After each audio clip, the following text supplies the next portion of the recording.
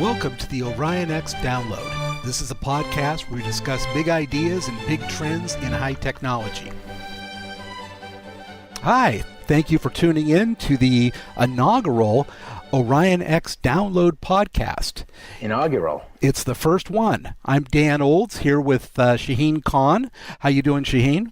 Very well. Great to be here in this inaugural podcast. Hope Yes. you guys enjoy this podcast. I hope we enjoy it too. I think we will. So how often are we going to do this, Dan? I think we were talking about doing this two of these a month, once every 2 weeks, and then as the fever swells for more and more of this, probably doing it once, twice a day. It will. It's just going to be a 24/7 channel. Yeah, something like that. So why don't you tell them a little bit about what we're going to be covering in these podcasts?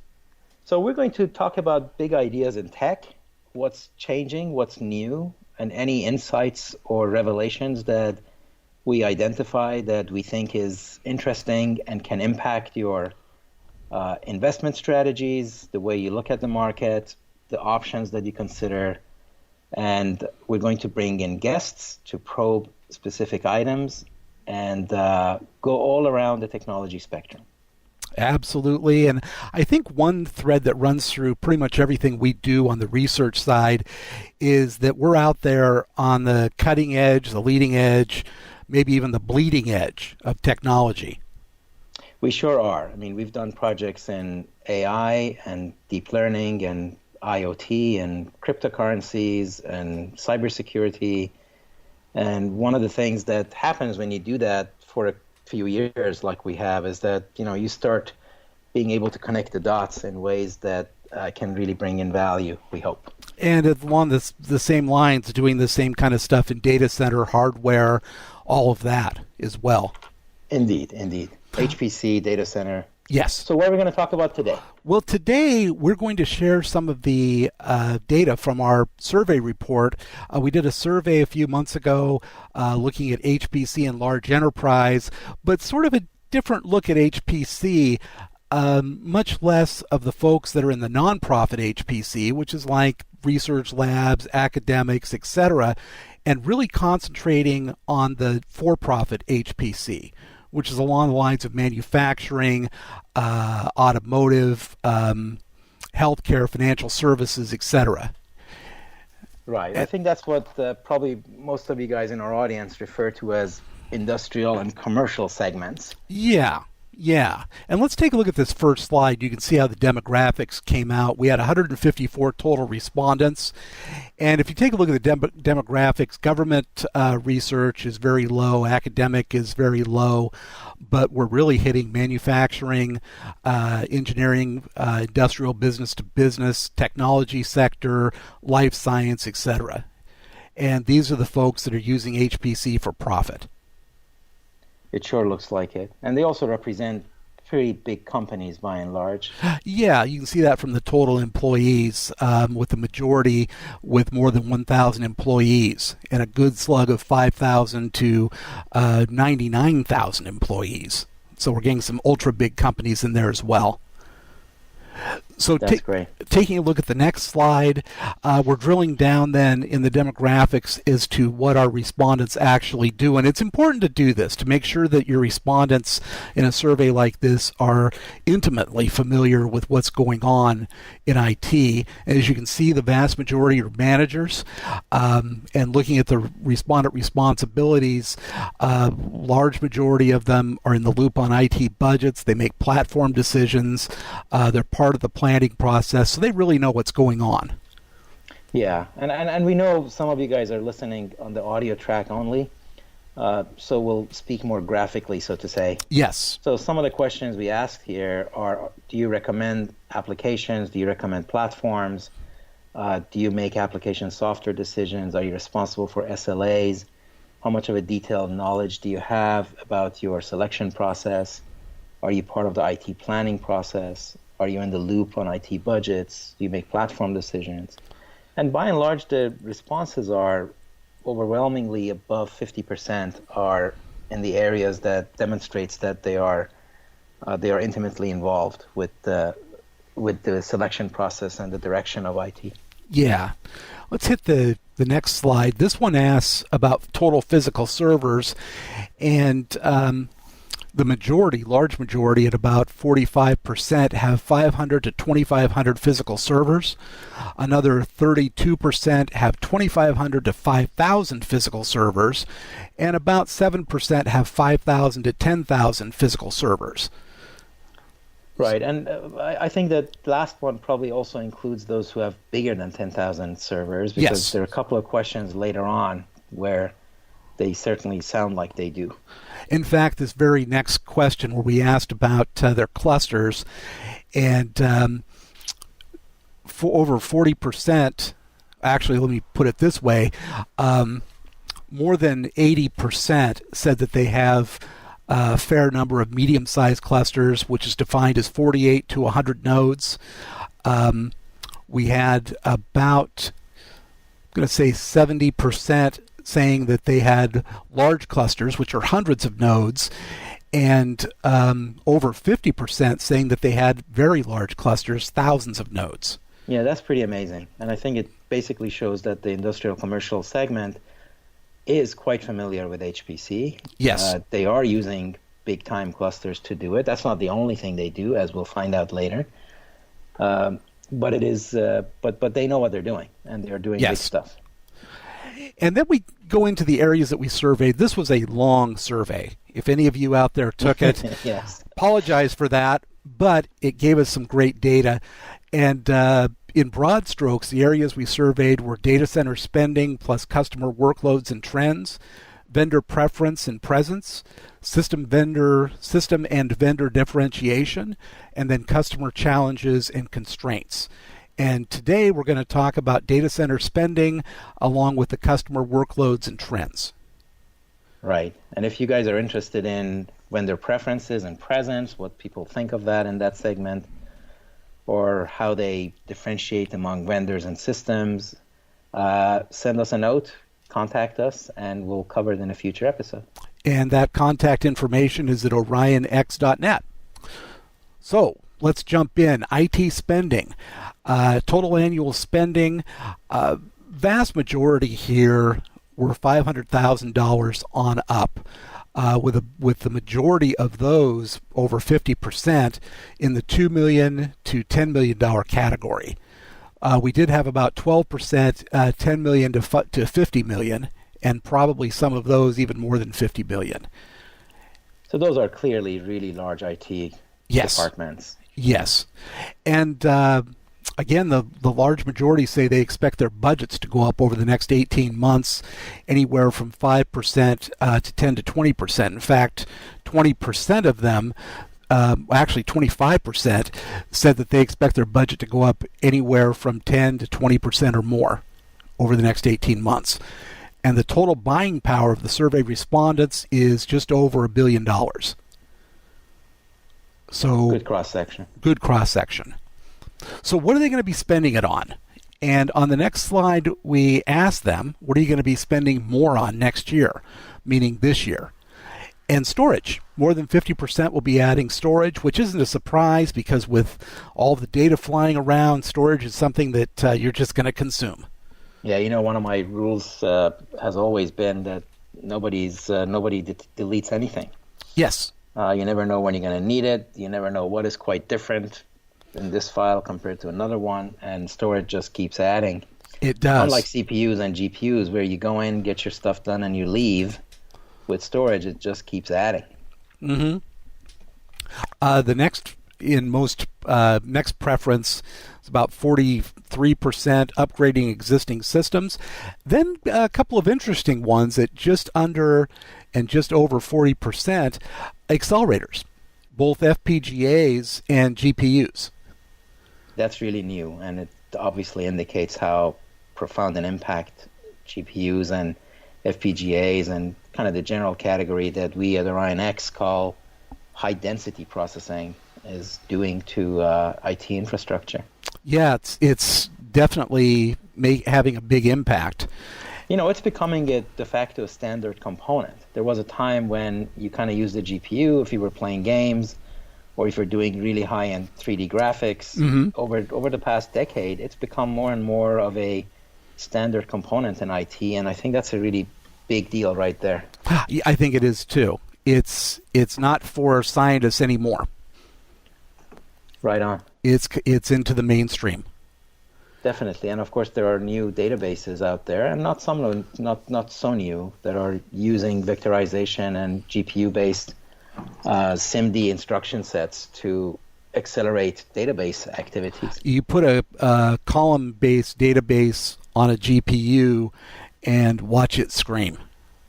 Exactly. I mean, it's orders of magnitude faster than what you can do without an accelerated database, a regular relational database. It's incredible.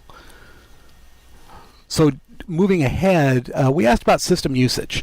And in this, we're sort of asking about all of the muscle groups in IT. And you'll see what I mean as we go through these categories. We asked about, are you doing this now, real-time streaming, or communication-intensive applications, visually intensive applications, numerically intensive, query-intensive, and transaction-intensive. And vast majority of customers are doing all of those.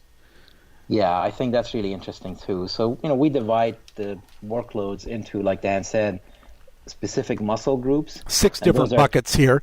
Yeah, transactions, queries, numerical, visual, audio, video, multimedia, and then communication, which is just mostly moving data around, and then real time, which is doing all of the above in a streaming real-time fashion. And it's interesting to see that the mix is pretty even. There was a time when commercial guys didn't really quite do a lot of 3D graphics. They didn't do visualization. Yeah, or numerical. Yeah, and then the manufacturing type guys weren't doing an awful lot of transaction processing or communication intensive apps, for instance.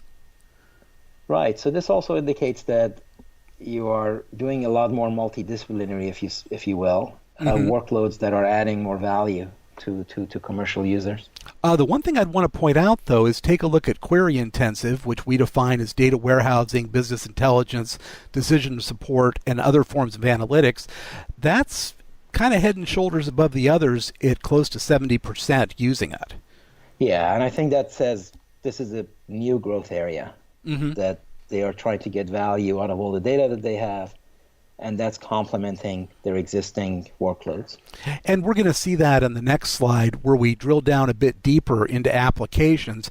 If you look at the chart on the left where we ask them if they're running lots of this, take a look at data warehousing, business intelligence.